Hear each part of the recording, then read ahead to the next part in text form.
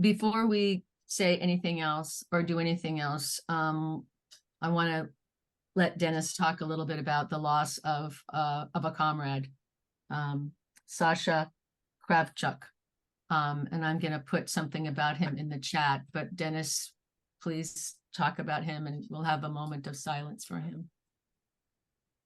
Thank you.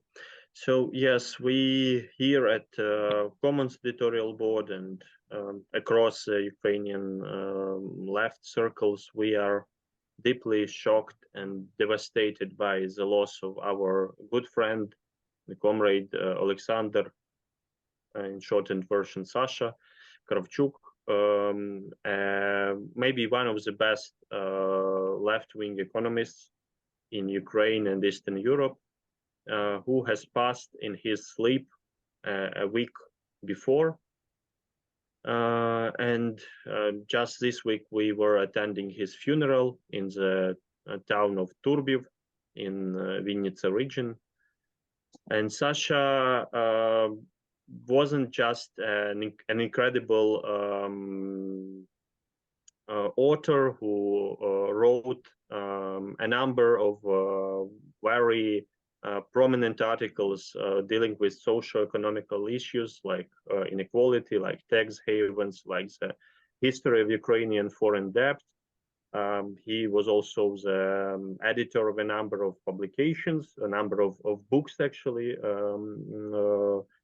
including alternative mechanisms of social and economic development of Ukraine and the future without capitalism. The first one, I think it's available in English as well. But he was actually behind almost every piece that appeared on Commons website in recent years, because at some stage, editing, discussing, he was there, and his contribution is everywhere. And I think that the most important, his contribution was actually his friendly and comradely support he was providing for all of us. He was probably the most upbeat person with this historical optimism, even in the darkest of times, who never succumbed to any kind of cynicism or, just letting his arms down and doing nothing. He was always very active, and it's so tragic that we lost him at the early age of 37. Just his heart stopped in his sleep. These a year and a half almost since we have this full-scale war, we've lived through lots of losses. We lost a number of our old friends, a number of new friends. We lost another author of Commons, Evgeny Sievsky, who died in the Battle of Bakhmut, a very promising young anthropologist and prolific author on popular science and popular culture. We lost internationalist comrades, Finbar Kaferki, Andrew Harris Cooper, and Dmitry Petrov, who also died in the Battle of Bakhmut. But you see that besides these direct victims of war, those servicemen and civilians who are killed directly in the Russian invasion, you have also countless indirect victims, those people whose lives were affected by the stress that is brought by the war, by this never-ending list of obituaries that you have to just face every day. So I think that we should have a minute of remembrance, of silence for Sasha and for all other people who have died in Ukraine at this time. Thanks.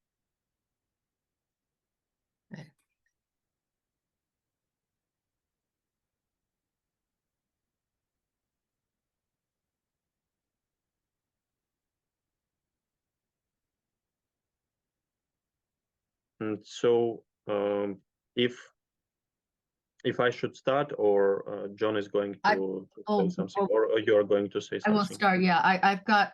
I thought we'd have the moment of silence. I've actually got a timer on for 1 minute, so we can all just be together for that minute, and then we'll get started.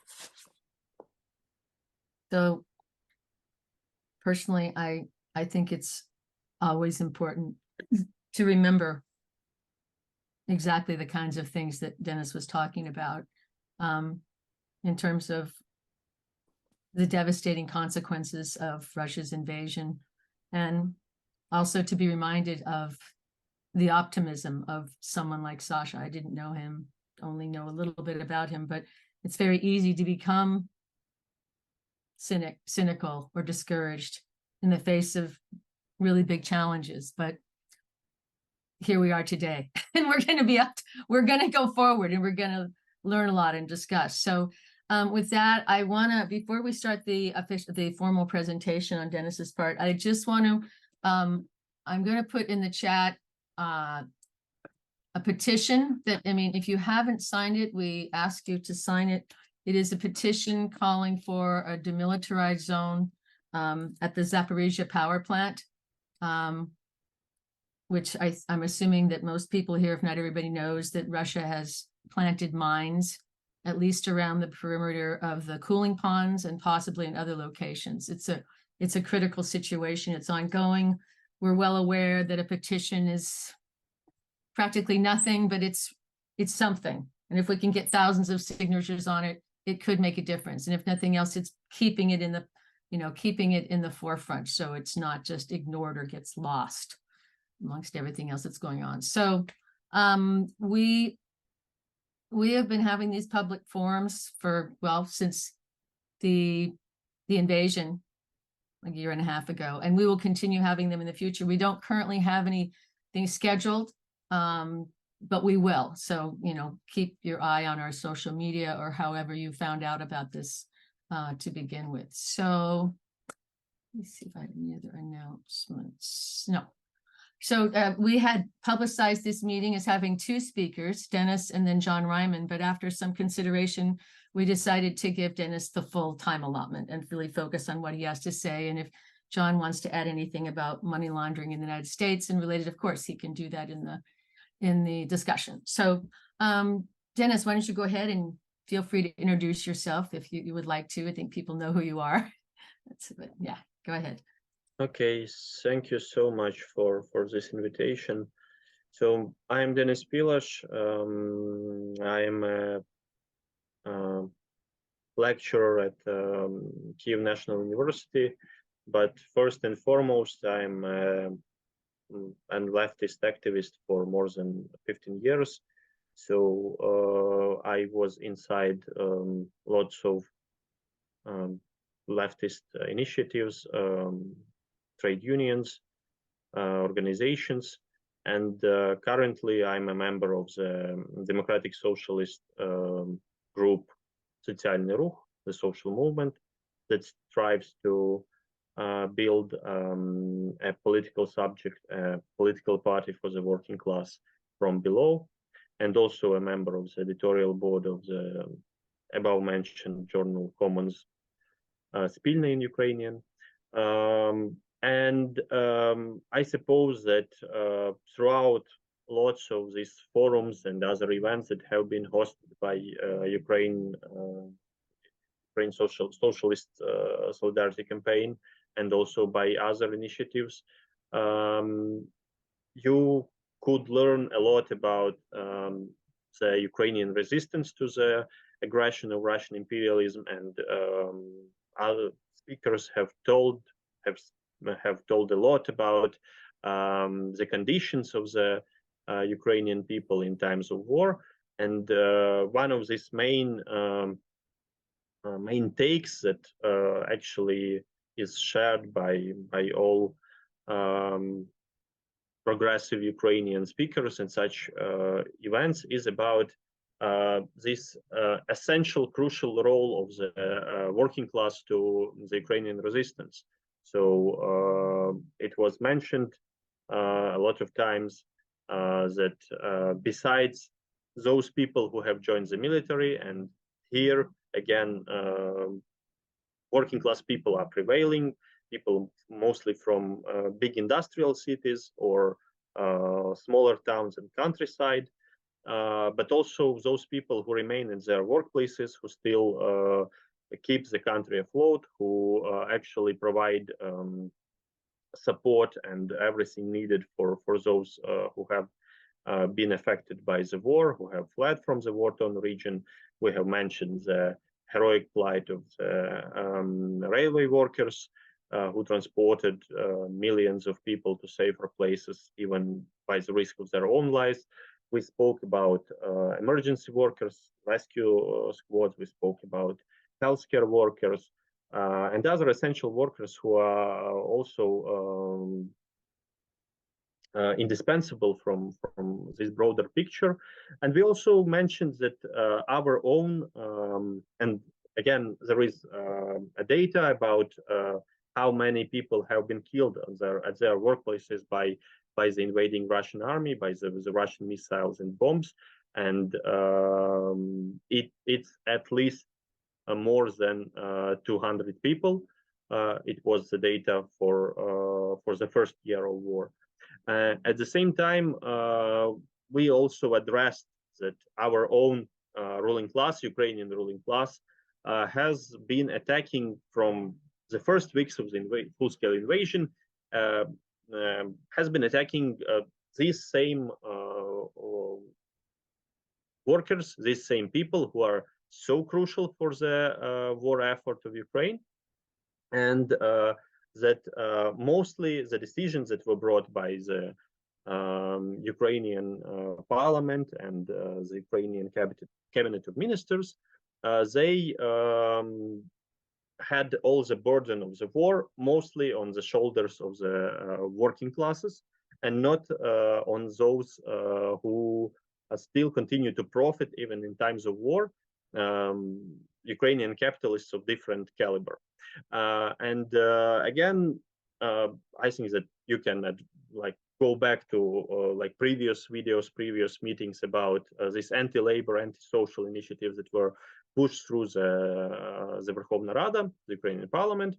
And I would like to elaborate that on this point, that actually even in times when you have this truly popular war, people's war, when you have the entirety of Ukrainian people, men and women, and everyone coming from all different backgrounds, from all regions of Ukraine, from all ethnic backgrounds, language backgrounds, united in fighting for our mere physical survival against a very brutal imperialist enemy.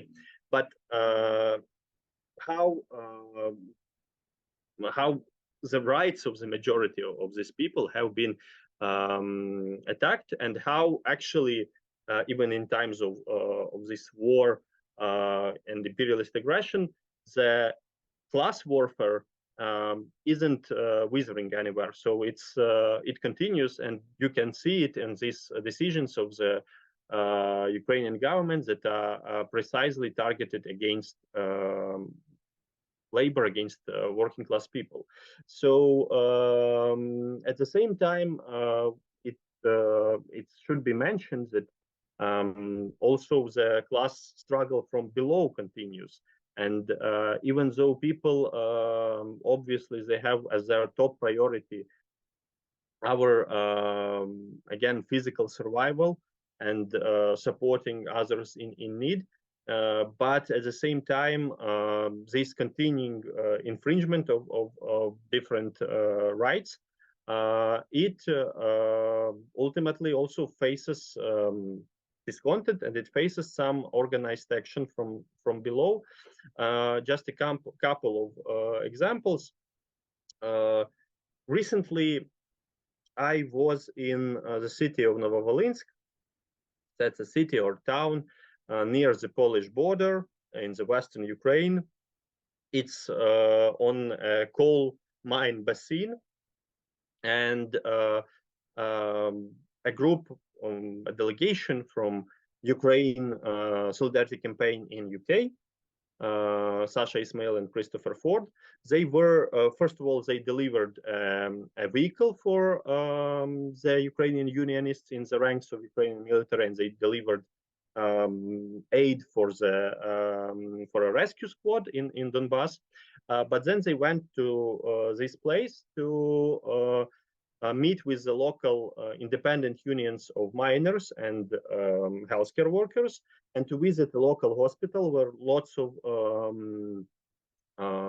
veterans and internally displaced persons, they are ongoing their rehabilitation in order to collect ultimately funds, to collect aid for this hospital. And the head of the local independent healthcare union, Suleiman, who was touring us there, he told us that even in times of war, when actually it's so obvious that you need a large expansion of the welfare state, especially in the healthcare, when you have millions of people who need treatment for their physical and mental health that has been damaged by the Russian invasion. The government, the Ukrainian officials, they still go on with their pre-war plans of optimization. So under the guise of this optimization, you have essentially a neoliberal policy of cutting spending on healthcare, on closing healthcare facilities, and sacking their employees. So their hospital was one of the few that actually managed to do some resistance, because in order to implement this so-called reform, the officials, they want to like to reshuffle the system of hospitals, and some hospitals, they have to be reduced in their size, so they are downgraded in their status, and this means that, for instance, half of their personnel will be fired. So they did their internal organizing, they did mobilize, and they did get to Kiev, they got to the ministry, and they forced the minister not to sign the papers to like downgrade their hospital.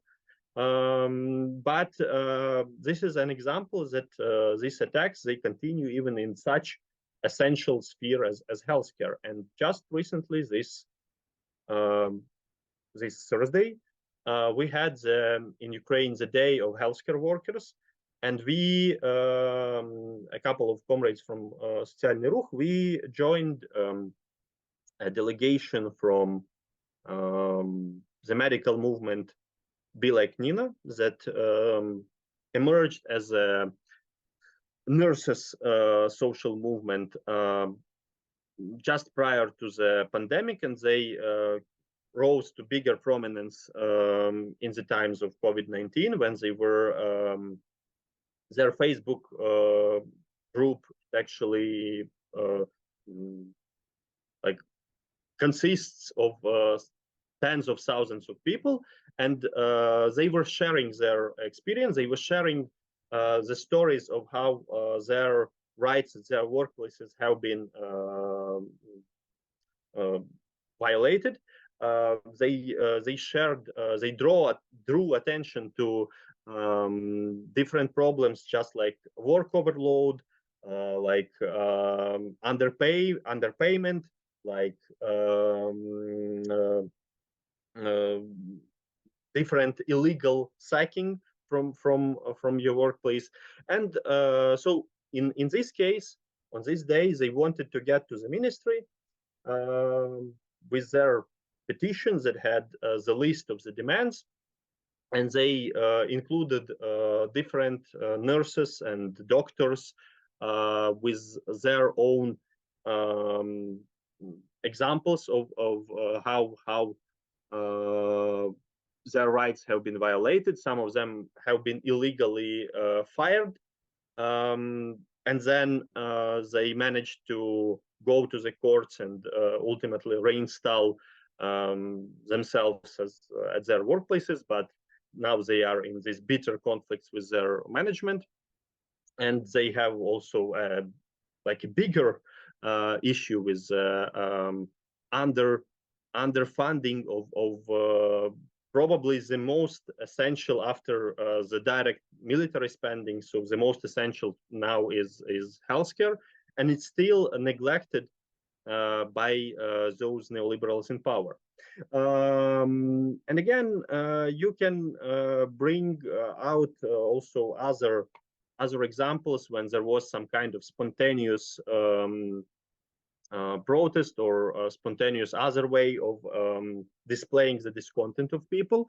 Even in times when you have martial law and you have objective limitations for your public assemblies, because it's even in many cases not just because it's somehow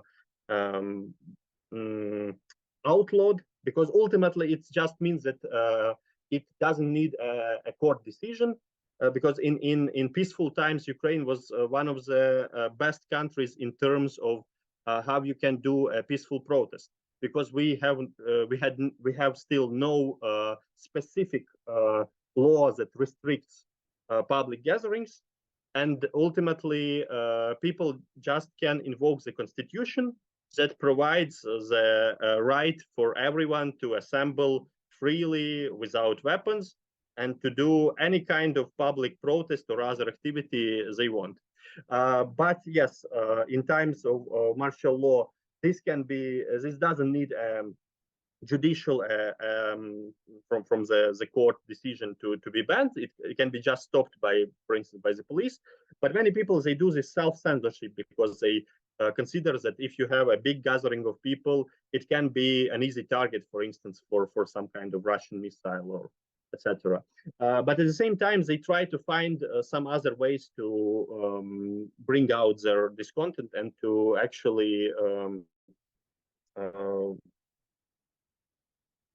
criticize those officials who are directly responsible for these malfunctions inside the system. And to address this issue on a more systemic level, you need actually understand this class dispositions inside Ukrainian society, and again, the role of Ukrainian capitalist class and the so-called oligarchs. And thus we need to get back to how it was formed, and I will just name a number of these historic points and also examples.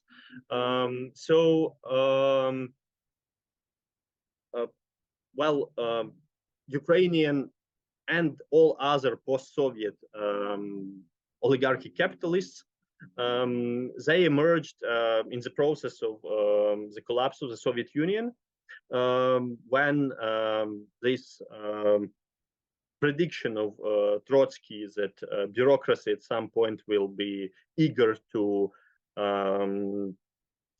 not just control the means of production, but ultimately own them. Of course, he was hoping for a political revolution inside the Soviet Union, but actually it was far too optimistic. And his other more grim prediction actually came into existence in the late 80s, early 90s, when this actually a new capitalist class was born from the nexus of parts of the old bureaucracy, especially those people who came out from the Young Communist League and who had the success to different options and also to the black market. And I want to mention that our comrade Zakhar Popovich and his father Alexander, they have written a book about bureaucracy and about how Soviet bureaucracy was linked to this black market that persisted in Soviet times, and how it ultimately played out in this process of the primitive accumulation of capital in the 90s. And also this was heavily linked to outright criminal activities, to organized crime. Many of the, if not the majority, if not the entirety of Ukrainian and other post-Soviet oligarchs, they are people with literally blood on their hands, people who were deeply rooted into this infamous mafia of the 90s. And the 1990s, they have been some kind of, you know, this terrible experience of a generation who lived through it. And actually, it's one of the part of the this myth of Putin's stability that he constantly tries to present, that actually he is not the continuation of this Yeltsin era in Russia and the 1990s lawlessness, but he is somehow a disruption of it. But actually, this is just the next stage of this organizing the capital. And in Ukraine, it was linked to President Kuchma, the second president of Ukraine, who actually was the main architect of the system of Ukrainian oligarchy capitalism. And here you can see, this is a Ukrainian translation of the book by Yulia Yurchenko, that can be found in English. The original is in English, Ukraine and the Empire of Capital. And she elaborates a lot on this story of Ukrainian capitalism. So it's a useful introduction to the topic, just in case. And actually, since the times of the 1990s, in Ukraine, we had these processes of privatization that was done in a way that millions of people got some vouchers, but ultimately very soon they were concentrated in the hands of very few people that had links to those in power, and who actually could buy old Soviet property, entire plants, factories, for effectively for nothing, for not paying not even a small part of its real worth. So these people, they got they essentially looted their own population, and looted in a very brutal and criminal way. And this led to this formation of a number of so-called financial industrial groups, usually referred as oligarchic clans. And I'll just mention some of them inside Ukraine. So the richest person in Ukraine is Renat Akhmetov, and he is seen as an embodiment of so-called Donetsk clan. So he is from the city of Donetsk, and local oligarchs, they were very effective in destroying these popular movements of local miners, for instance, that existed at the time of the collapse of the Soviet Union and played an important role. And then during the 1990s, we also had a number of waves of protests, of miners' protests. But essentially, the capitalists from this region, they pitched themselves as some kind of mediators between this popular discontent and the government. And ultimately, they managed both use it to empower themselves even more, and also to ultimately destroy these popular movements, popular workers' movements. So people like Yukhim Zvihilsky, who was the longest-serving Ukrainian MP, and you could say he was also one of the biggest Ukrainian mass murderers, because his mine was constantly there were constantly some incidents with dozens of people, of miners who died in that explosions and other accidents. So ultimately there were hundreds of people who died on his mines alone. And Akhmetov was the most prominent of this group. He inherited his empire from a local criminal lord who was blown up at a stadium. And Akhmetov was also very effective in not just grabbing all the property here, and sidelining also a number of so-called red directors, who were these bureaucrats who were still running the state-owned, government-owned factories. I think the last prominent of them was Boyko in Mariupol, who was actually the original director of Azovstal, the factories that become Ilich, it was Zavod Ilicha. So it became well known during the siege of Mariupol as this premise, but ultimately it was also taken by Akhmetov. And he also was Akhmetov was effective in storaging the wealth he accumulated from robbing the Ukrainian people and the Ukrainian state outside Ukraine in different offshore tax havens. So this period of 1990s, it was also the start of a number of mantras that are constantly repeated by Ukrainian economy experts, and that become some kind of common sense. That first of all, only private owner is efficient. Any kind of public ownership is inefficient, and we should move away from this. This is old Soviet stuff that has to be abandoned. And the second one is also this worshipping of investors, that if we attract foreign investors will build paradise.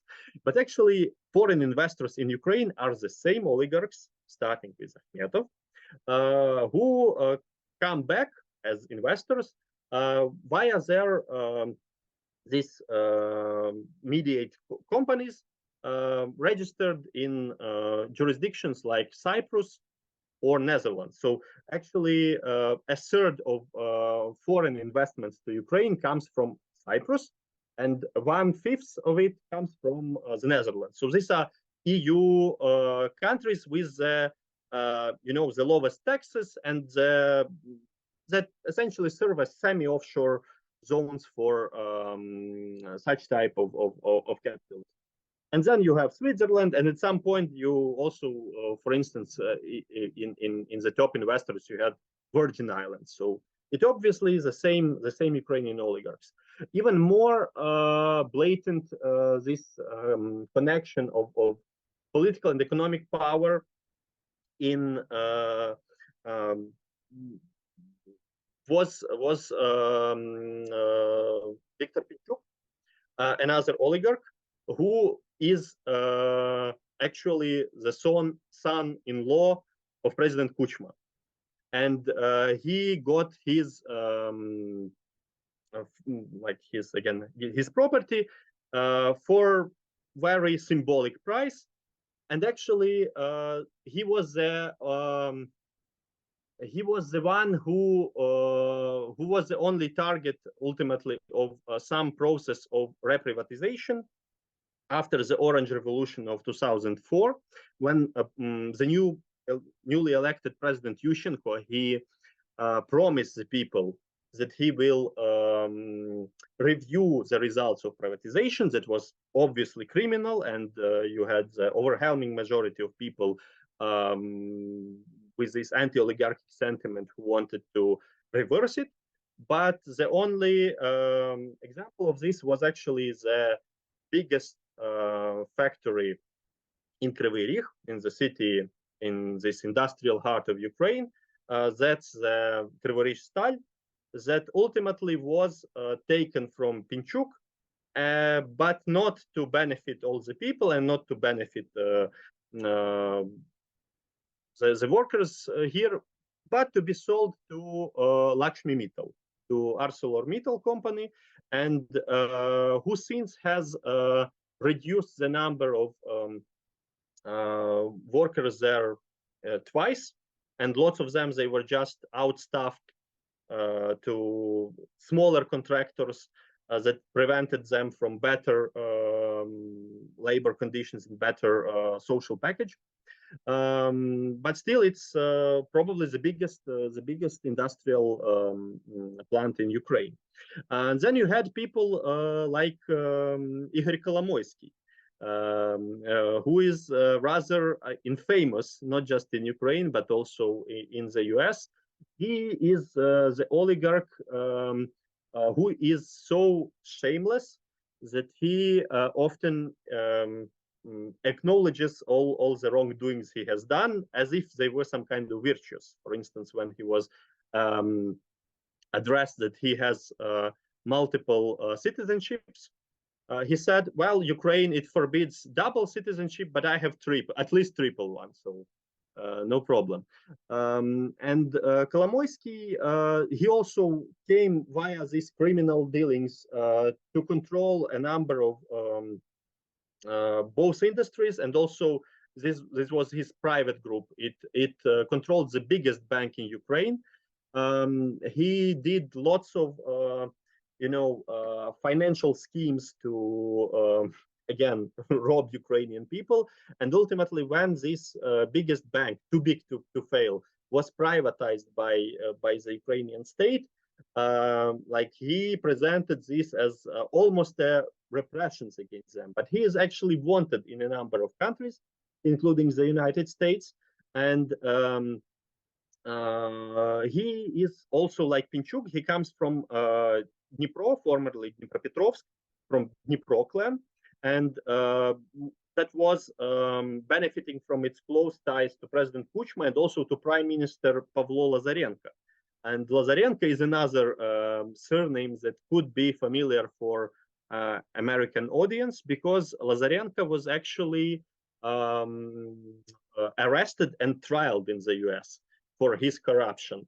And he is the most high-ranking Ukrainian official who was put on trial and got his prison sentence, but unfortunately not in Ukraine, but in the US. So these were people who were doing different ways of enrichment by the cost of the rest of Ukrainian people.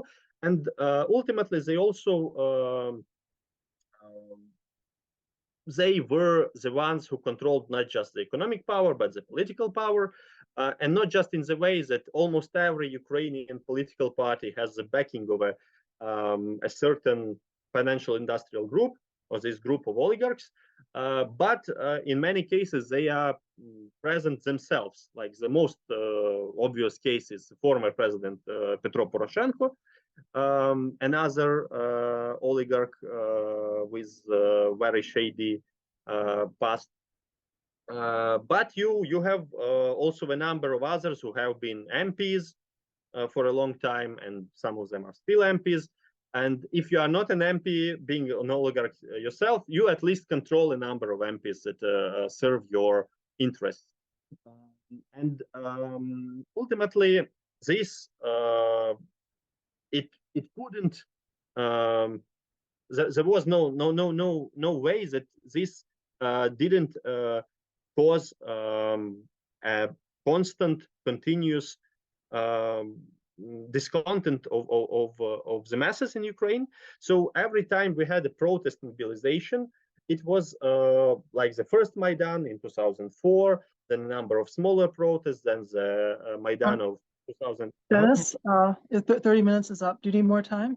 Okay, so yeah, I think I'll have 5 5 minutes, minutes? Okay, or maybe a bit more, but I'll try to wrap it up. So yes, okay. they were, albeit it wasn't in the official agendas of this protest. They were always far from these social issues, and but the anti-oligarchic sentiment was probably the main fuel to every and each of these protests. So ultimately, even the election of Zelensky was paradoxical in a way, because it was both a result of this getting fed by oligarchs, including the previous president Poroshenko, but at the same time, Zelensky at that time was himself quite connected to above mentioned Kolomoisky. Ultimately, he managed to distance himself from Kolomoisky, though still there are people connected with connections to Kolomoisky as officials at different levels and inside the ruling party, the servant of the people, and the economic agenda of the new president was also completely hollow. It was an empty signifier that everyone could invest their own hopes for this, but ultimately the people who got this economic block of the government, and also the MPs who are responsible for economic and social policies in the parliament, they are very, I would say, like hardline neoliberals, market fundamentalists. But the problem is that this is the case throughout all mainstream Ukrainian parties. But this has some kind of class dimension too, because they mostly come from capitalists, but smaller ones, not those big oligarchic players, but some new sectors of capitalist class, for instance, who are linked to IT and different startups. But this means that they are even more outright neoliberal, as they are not inside any kind of clientelist relations that previous oligarchs they were forced to continue with their employees, with different parts of the government and the public sphere. And these guys, they are really into a way of very social Darwinist Ayn Randian agenda. So the person, the deputy in the parliament, who is the chair of the social policy committee, Helena Tretiakova, she is a fan of Ayn Rand and the Singaporean dictator Lee Kuan Yew, who was openly bragging about how unproductive people should be, poor people should be sterilized, like in Singapore. And there was a lot of controversies surrounding her, but she is still in charge. And she is one of the crucial persons who drafts this anti-labor and anti-social legislation that has been passed and is now proposed. But I would also end with this problem, this again paradox of how these smaller capitalist sharks deal with old school oligarchs, because still Zelensky he claimed and claims that he is carrying out an de-oligarchization, and in some way, yes, you could see that the importance of some oligarchs it has reduced. So if in 2014, and this was one of the stupidest moves that was taken by the new post-Maidan government, it was to appoint a number of oligarchs like Taruta in Donetsk region and Kolomoisky in Dnipro region as governors, because the oligarchs know how to tackle with the pro-Russian separatist or irredentist forces. So this actually only brought fuel to the fire, because it actually showed, it played into the hands of this Kremlin narratives that somehow Maidan was controlled by the oligarchs. Though the majority of Ukrainian oligarchs, they were inside the ruling party of regions, under President Viktor Yanukovych, who was again a representative of the Donetsk clan. And now one of these outlawed political parties, that is essentially the one of the heirs to this party of regions. It also comprises lots of oligarchs, or used to comprise, because some of them have fled to Russia. Like in the instance with, I will still need, I think, 5 minutes, because I need to bring out a number of examples. It's almost noon. We have like 4 or 5 minutes until noon. Okay. Okay. Okay, so I'll try to be, yes. So Viktor Medvedchuk, again, another Ukrainian oligarch who, again, had the shame, who was shameless enough to had at some point a party that was named Social Democratic Party of Ukraine United, but it united a number of biggest oligarchs in Ukraine. So obviously, such persons who were not just oligarchs, who were the direct agents also of Russian capital in Ukraine, and who were the backbone of the pro-Russian forces, they have been targets, the main targets of some of these de-oligarchization plans. But even the nationalization of their property, it comes with some problems, because the neoliberal government doesn't want to manage the property.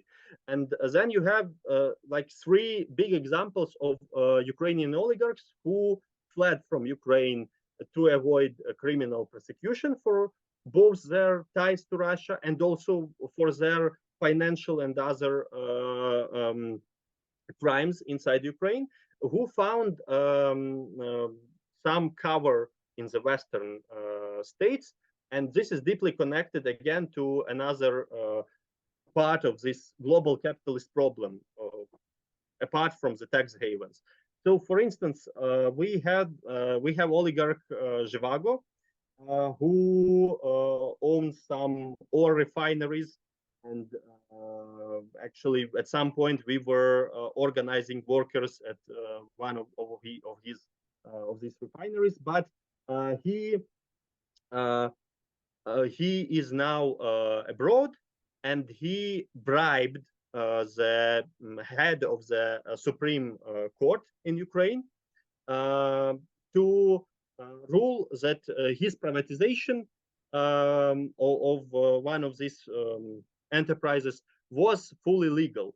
And now, well, this supreme judge in Ukraine, he was arrested. He was implicated with this $3 million bribe, but the oligarch himself is somewhere abroad. He is okay, touring between France and United Arab Emirates. Then the oligarch Pavlo Fuchs, who is originally from Ukraine, but who made his fortune in Moscow in the first years of Putin. And interestingly enough, he was the person in charge of negotiations with American businessman called Donald Trump for building a Trump Tower in Moscow. And also this guy, at the same time, he was profiting on different schemes on Kiev metro. So for for more than a decade, we have been fighting for the rights of the transportation workers in Kiev, and also for an affordable and effective public transportation. So every time when the local authorities tried to raise the charges, the fees for the transportation, we demanded to disclosure their like this breakdown of their financial like what's their financial rationale behind this. And they every time every city mayor was like trying to avoid this, but ultimately investigative journalists found out, for instance, that this oligarch Fuchs company it made enormous profits for some kind of for nothing. It was somehow again a mediate company linked to the public city transportation. So again, this guy at some point he even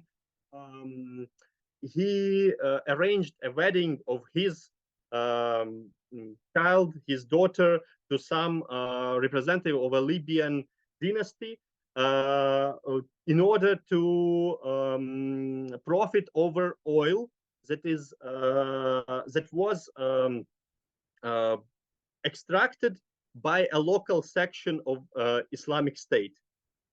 And again, this guy now he is wanted by Ukrainian judicial, but he resides in London because he was provided by the conservative government one of these golden visas for the investors. Lots of oligarchs from Eastern Europe and Middle East, they profited on this.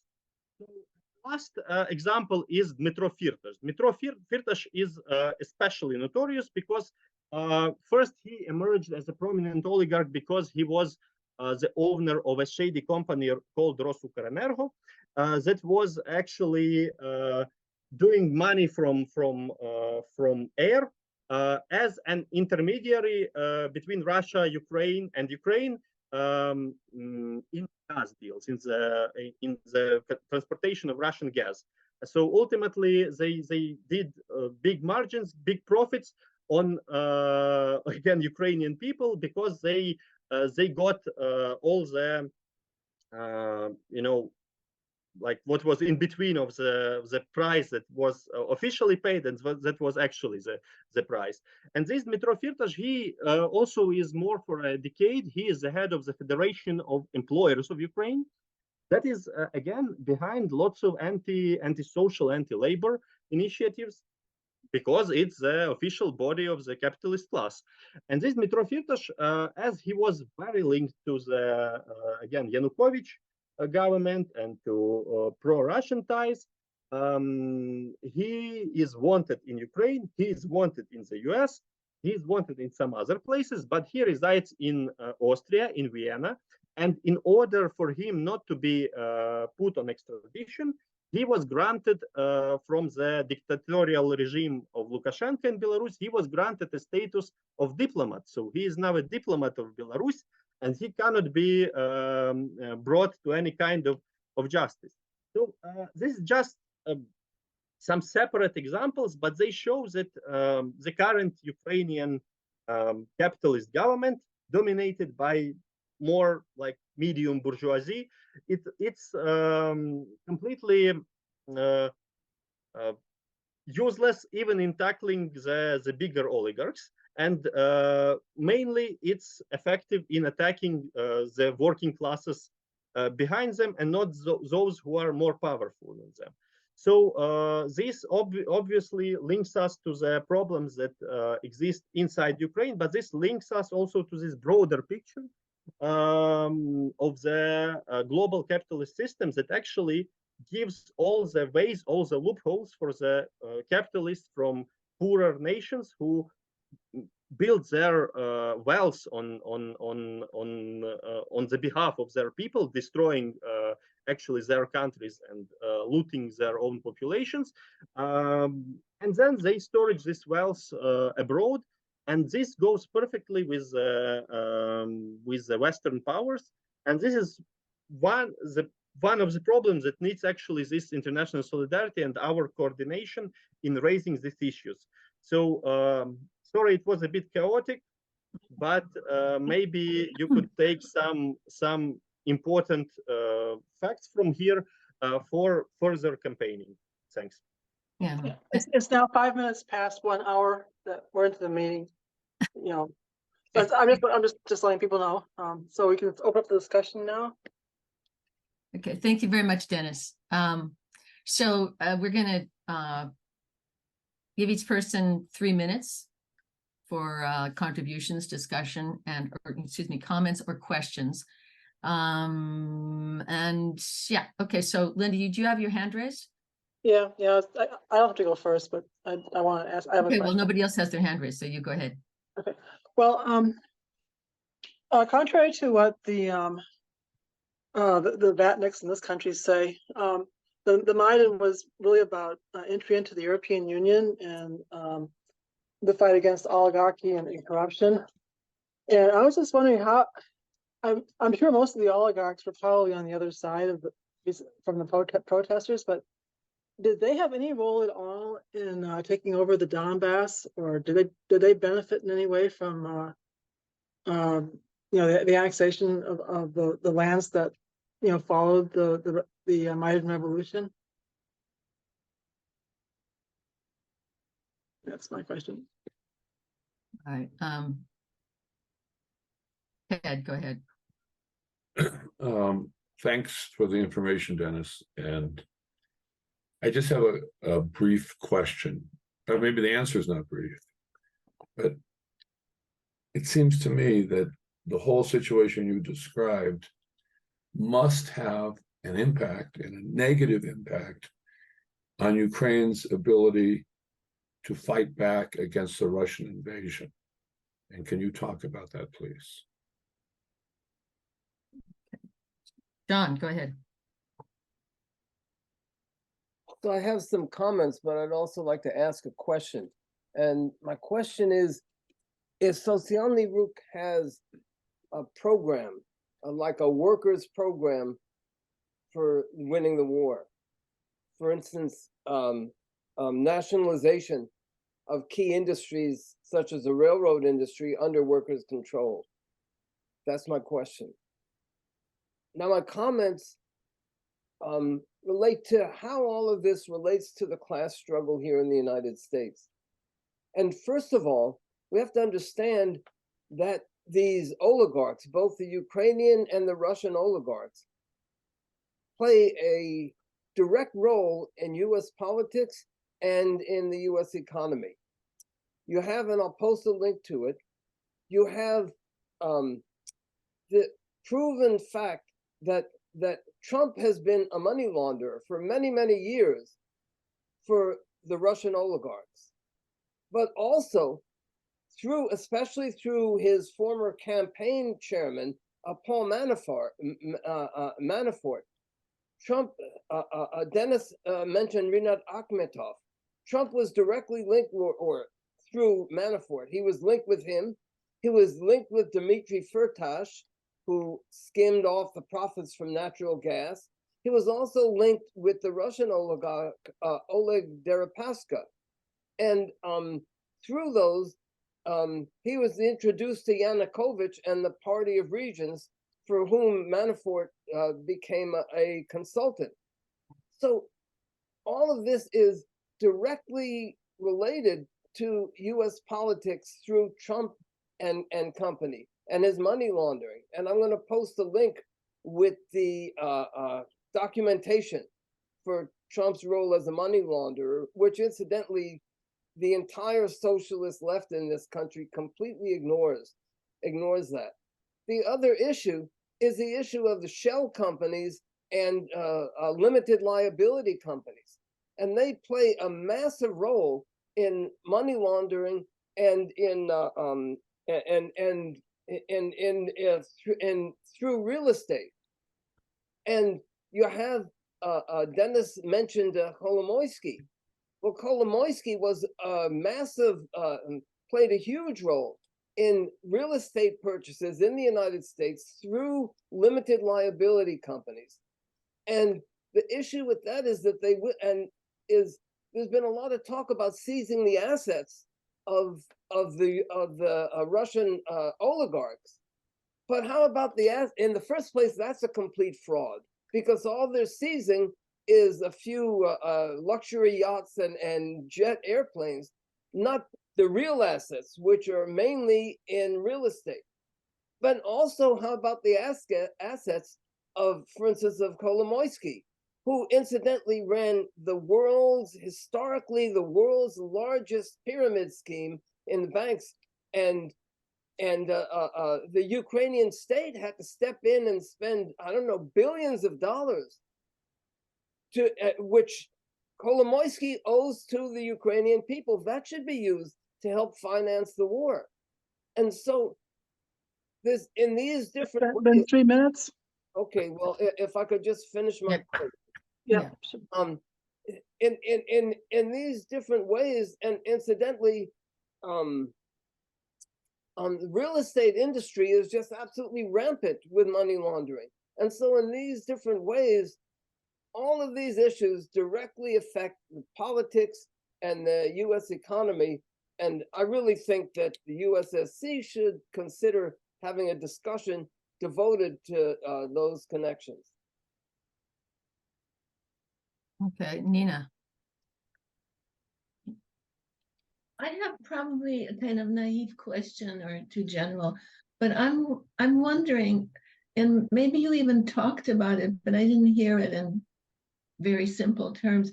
Would this class of Ukrainian oligarchs, would they have been just as happy to have Ukraine lose its sovereignty? I mean, can one make a big generalization across all of them?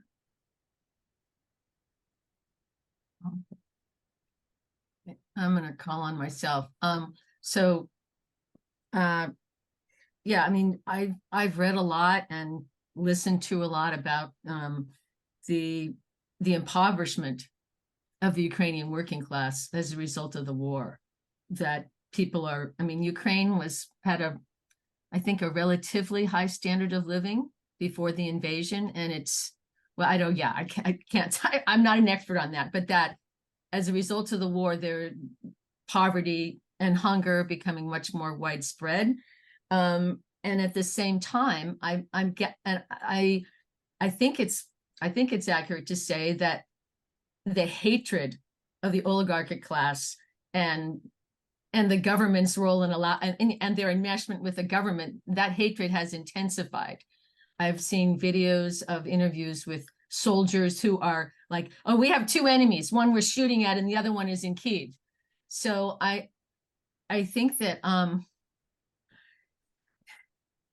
in this, I mean, I really like John's ideas about this kind of a campaign against the oligarchs and demanding that they pay for the cost of the war, would really strike a tone with many people. I mean, it's certainly, I mean, I think that Trump's success in this country to a certain degree was because, you know, he claimed to be an outsider and he talked about getting rid of that, you know, people, I'm sorry, I'm losing my train of thought here. But in any case, he touched a nerve in the working class, those who've been disenfranchised, about sort of, you know, the corruption in government. There's a parallel there. In any case, I think that I would be interested in hearing any comments that Denis or Alexander, I guess he's not here with us anymore, about the increase in poverty in the working class and their deepening hatred of the oligarchs and how that may explode after the war. Okay, I don't see any other hands raised.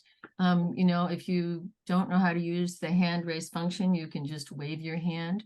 But I don't see any other hands raised. So Denis, why don't you go ahead and respond to what people have said or asked so far? Okay, I'm going ahead. So I see Jeff. Jeff has his head. Sure, Jeff, why don't you go ahead? Yes, can you hear me okay?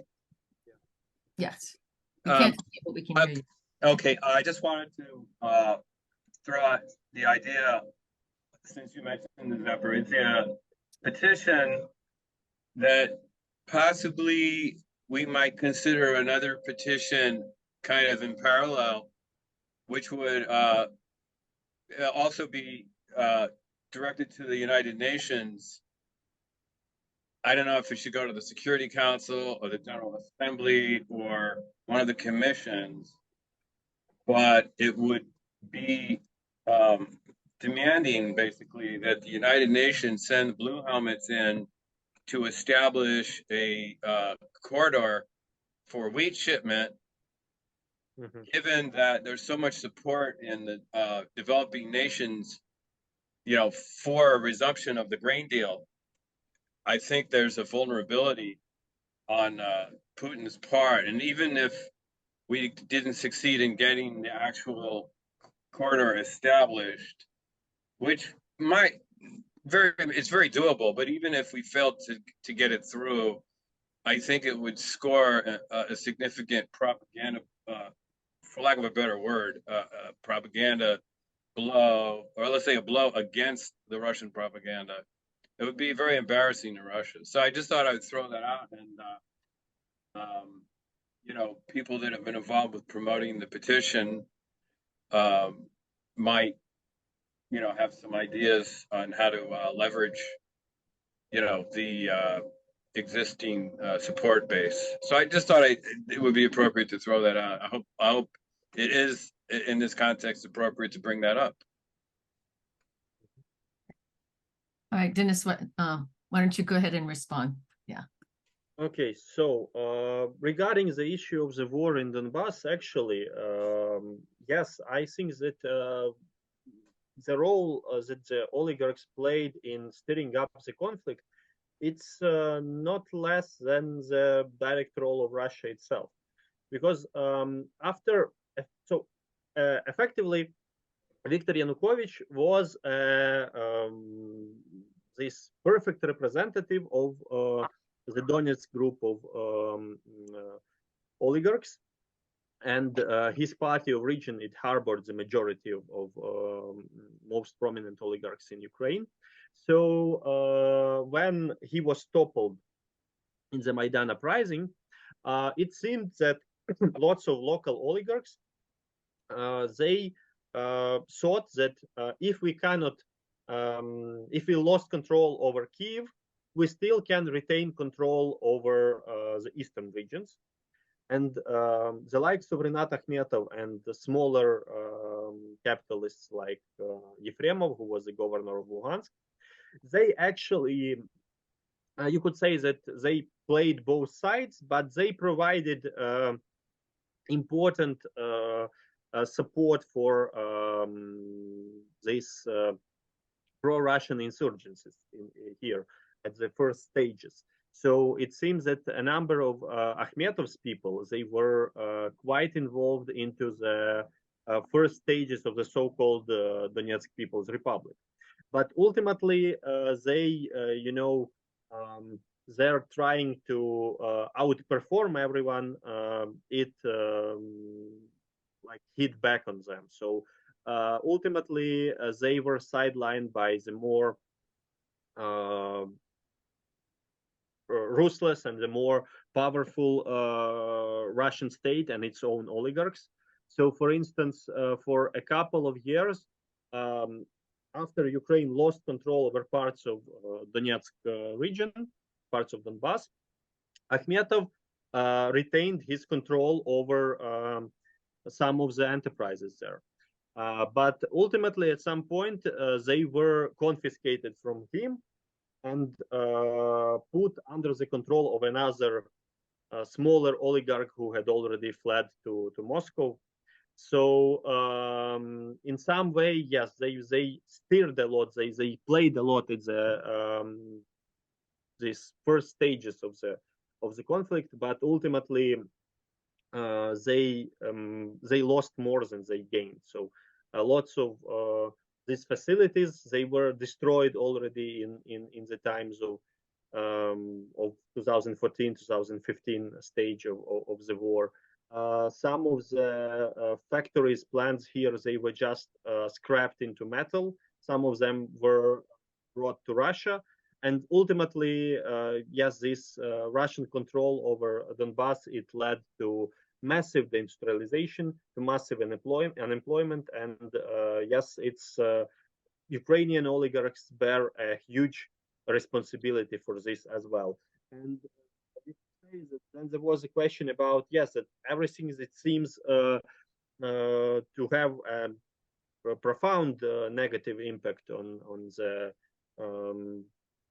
possibility on the Ukrainian capacities to fight back. And again, this is one of the failures of the government, because at first days of the war, both Putin and Zelensky, they have gathered the biggest capitalists in their countries and laid out their governmental demands from them to support the war effort.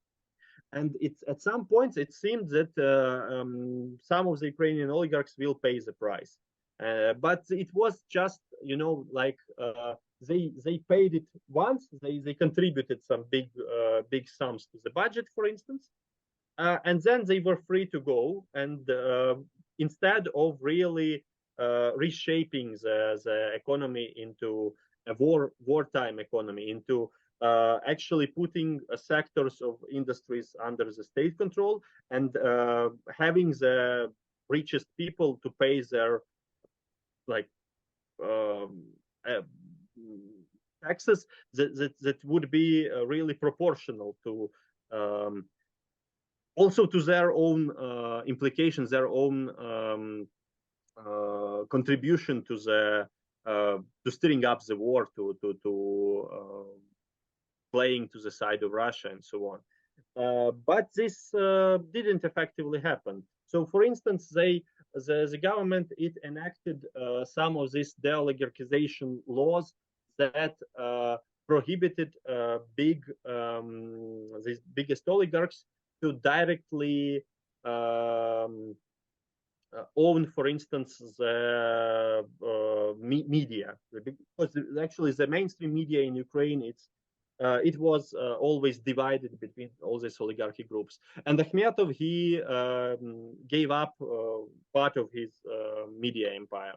But ultimately, this meant that he may continue his economic dealings as usual, his business as usual. So yes, and this links us to John's question about what does social movement think about this. And yes, we already had our program and our extended program that addressed the issues that Ukrainian sectors of Ukrainian economy should be nationalized or socialized. In any case, they should be put under workers' control, that the economy should move from this neoliberal oligarchic peripheral capitalism to a democratic socialist alternative. And we think that actually we are still working on adjusting our provisions of our program to the wartime, and possibly we may present something to at our next congress or conference this autumn. But it also we see that how the realities of this war, they prove actually the complete nonsensical ways of neoliberal thinking, because neoliberals in Ukraine, they have been for a long time, because John just mentioned the railway industry, but railway industry in Ukraine is under state control. It's a public, it's Ukrzaliznytsia, it's a governmental run company, public company. So, and it proved to be very efficient in times of war. It was way more efficient than lots of private industries. And this actually showed that this mantra I mentioned, that private means effective and public means ineffective. So it doesn't work. Actually, we have the living example of this, and we should extend this same logic. And the problem is that even when they try to consolidate some strategic industries in the hands of the state, as it happened, for instance, with Motor Sich. Motor Sich is it's a more or less, it used to be very high tech in Soviet times. So it's an enterprise that produces aircraft, parts of space technologies, and so on. And it's in Zaporizhia, and it's very crucial for Ukrainian military as well. And its director, he is now jailed as a Russian agent. And it was proven that he had direct ties and direct communication with the Russian security services. And he was literally, yes, being a Russian mole, like inside Ukraine. And this was the head of one of the most strategic enterprises in the country. So now it was like the management was given to another group of people. And again, it has to be under state control. But ultimately, the problem is that, for instance, even for these seized assets of Russian and some Ukrainian oligarchs, they want to merge them into some conglomerate that would be administered by the guy who used to be the minister of economy, and he was extremely neoliberal.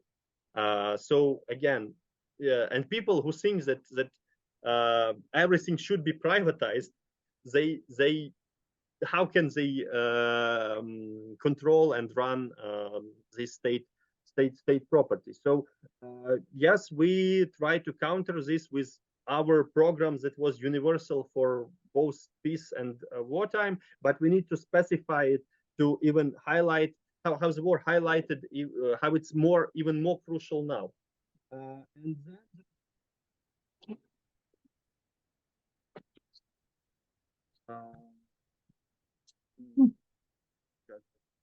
Your sound is breaking up a little bit.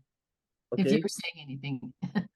Yeah, so yes, there was another question about this, how actually the capitalist class was okay with Ukraine losing its sovereignty.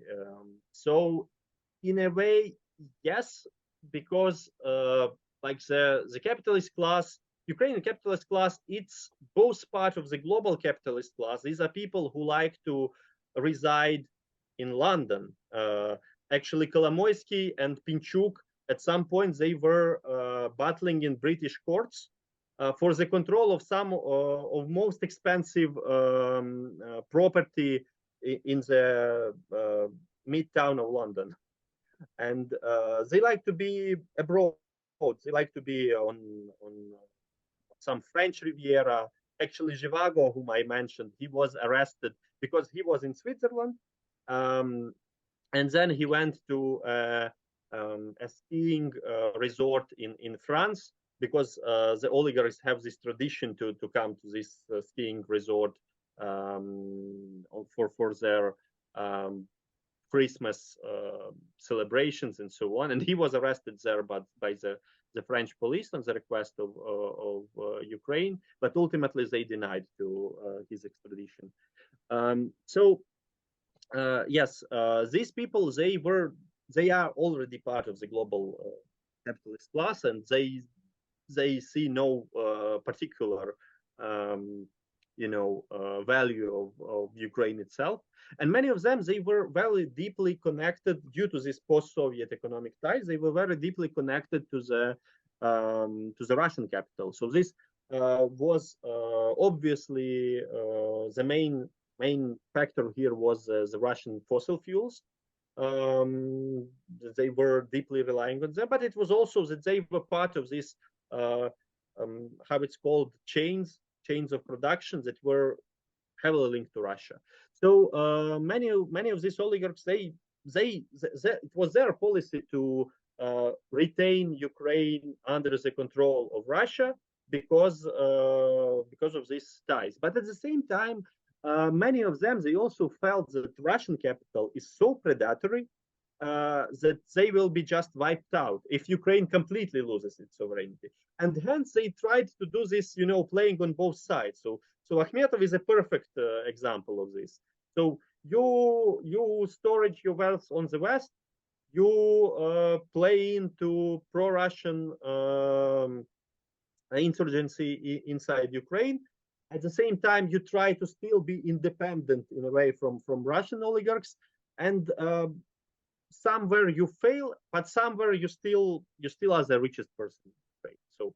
it does work in a way. So, and really, this links us also to John's comment about how all these oligarchs, they are involved into money laundering that is provided by the Western capitalists as well.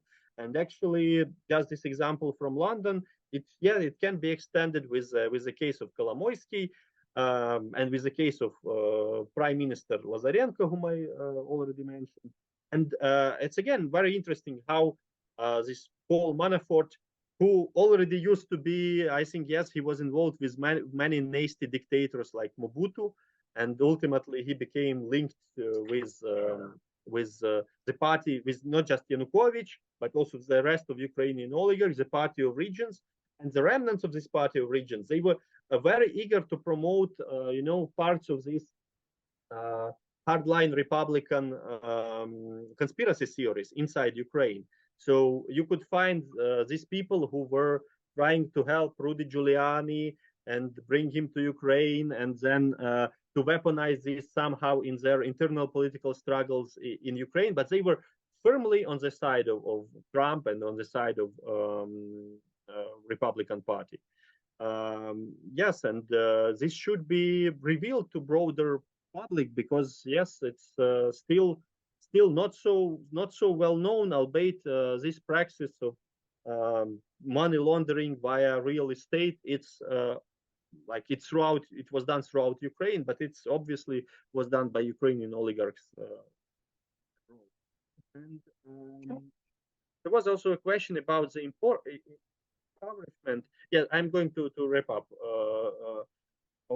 Yes, but Ukraine, you should consider that, albeit we had a rather decent standard of living compared to the global south, but Ukraine was still probably the poorest country of Europe. We were competing with Moldova for this, and with the lowest salaries, lowest life expectancy, and so on. And in the times of war, this dropped even more significantly. It's a real disaster throughout the country, especially in those war-torn zones. So this makes people even more. So you couldn't imagine that people can be more angry at the oligarchs. They were already despising oligarchs in mid-2000s during the Maidan protest.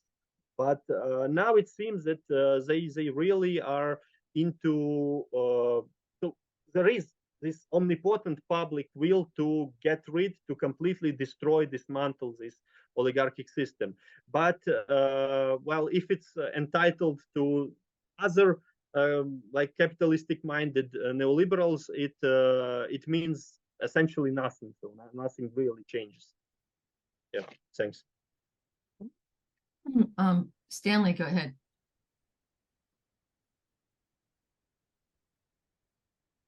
Number one, I think it is a very good idea to talk about workers' struggles and injustices done to them as how it hurts the war effort. I think that would very much help with the Ukrainian public. Number two, I wonder, there's a lot of talk in this country about the ultra-right in Ukraine and the symbols they wear and this and that. But, you know, in the United States, the ultra-right and other countries, the ultra-right and neo-Nazis and such are used against workers when they go on strike or do various other movements. And I wonder if that is happening now in Ukraine. And number three, if you could give us a list either now or later of places to contribute. I know Sociální Ruch is one we could contribute money to. We gave money to a local of Ukrainian mine workers in Kryvyi Rih, if I'm saying that halfway right. If there could be a list of good left groups and unions that we could help out, that would be a good idea, I think. I'm done. Okay, John.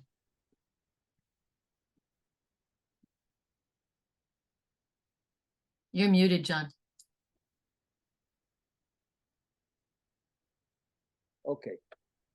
First of all, I put in the chat the names of 2 books. This is one of them.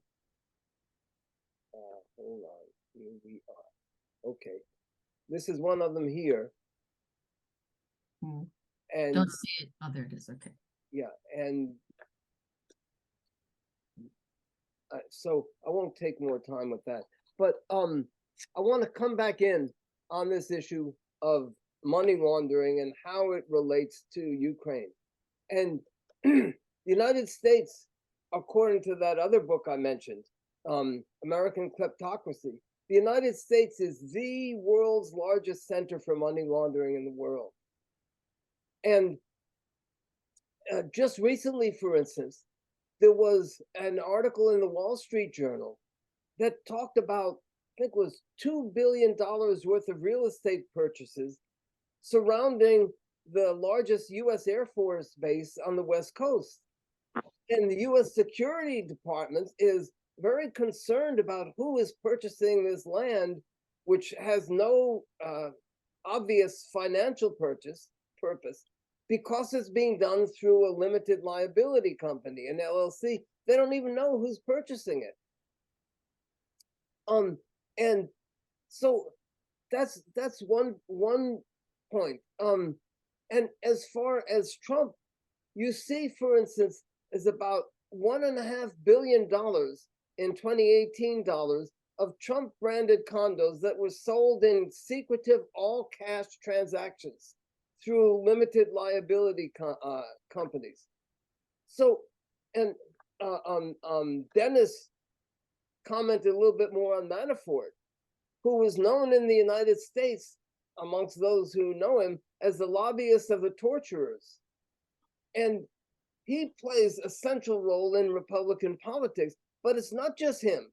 You have different lobbying groups connected with former Republican candidate for president Bob Dole, with Trent Lott, with the Republican Leadership Fund, with a PAC for Lindsey Graham, for John Kasich, John McCain, all hired by various Russian oligarchs like Deripaska.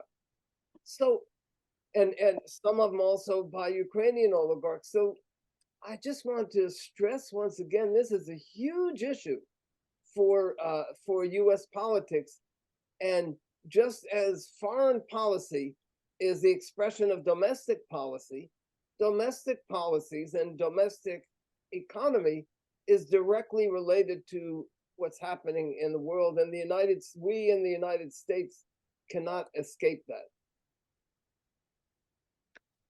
Okay. Yeah, that's 3 minutes. Okay. I have a very simple question, and I think unless there's any other hands raised, we can wrap it up with Denis's final comments. Although Stanley would like to make an announcement about a meeting this week before we close, so stay tuned. My question is this: Denis, can you give a simple explanation of the difference between an oligarch and a capitalist? Because in the United States, most people, like the word oligarchy, people don't, it's not common.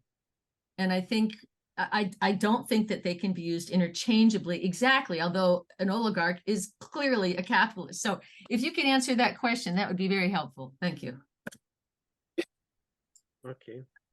So yes, regarding the question of the links between oligarchs and the far right, so actually majority of oligarchs, they just use old school thugs like in the 90s to do their dirty work. So and we have lots of histories, lots of examples from our comrades, for instance, in Kryvyi Rih, from the independent trade unions, who have been assaulted by, some unknown brutes who have beaten up them when they were waging labor disputes, labor conflicts at their enterprises, including the some of the mines that are owned by Akhmetov, Kolomoisky, at that point also by Russian oligarchs. So yes, usually they just hire, these people who are like in tracksuits, who are beating up and doing all the intimidation.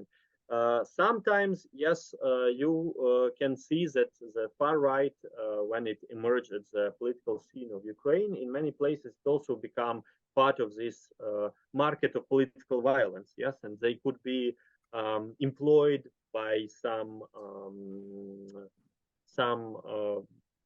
wealthy people, but usually it was more about pitching one group of one capitalist group against others. So, for instance, when there were some conflicts over control over some property, so you could see there are people from a far right background. But yes, they are very eager to do the dirtiest work. And one of the example is like in Kiev, the city administration, it created so-called municipal guards that were largely not just infiltrated, that they were constituted in many parts of Kiev by people coming from the far right group C14, one of the most notorious ones. We have been in conflicts for long time. They have been attacking leftists, feminists, LGBT plus activists, and now they are they are doing this work for the city officials and the developers, the capitalists that they actually represent. For instance, they were the ones who occupied, who seized one of the last public cinemas in the city to for the takeover of it by an oligarchic franchise. But ultimately, they aren't the most prominent figures in this sort of nasty job. So and also ironically, immediately after the Maidan protests, when some of these people rose to some significance, probably their major patrons were Kolomoisky and the Minister of Interior Avakov. And again, these people, they were eager to serve them, even though them being Nazis or other far right, white supremacists, they wouldn't consider Jewish Kolomoisky and Armenian Avakov as equal to them. Yes, they would think that they are inferior, but still they were under their effective control. And the simple explanation, that's a good question, because I think what's the difference between a capitalist and an oligarch? There is a problem that for a long time the mainstream discourse in post-Soviet space, it simply avoided the term capitalist, because you cannot say capitalist is bad. So instead, you resort to the term oligarch, yes, and usually, yes, you see that you have precisely this term in connection to many non-Western societies, but it also it still there is some difference between them. So an oligarch is a capitalist that has direct influence over politics. It's a capitalist who is directly involved and controls not just economic but political power.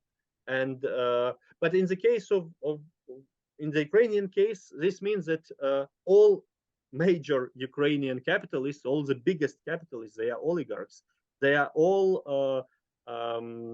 have very direct, not just not even using some kind of lobbying or what. No, they are directly not represented. They are directly embodiment of Ukrainian politics, and they use their political stance to enrich themselves, and also they use their wealth to exercise even more political control. So you still have like smaller capitalists who had no access to these tools of political influence over the Ukrainian state previously. Yeah, so it's like quite similar to the robber barons, yes. but yes, they aren't oligarchs yet. But you could see some interesting interlapping of the categories. For instance, when you have some Western capitalists who goes inside Ukraine, like ArcelorMittal, or like there is Tomasz Fiala. I think he's from Slovak Republic, and they try to be dissociated with the word oligarch, but they actually, inside Ukrainian politics and economy, they play the same role of oligarchs. So essentially, yes, we ultimately can just replace the word oligarch with the words big capitalists, and it will be the same.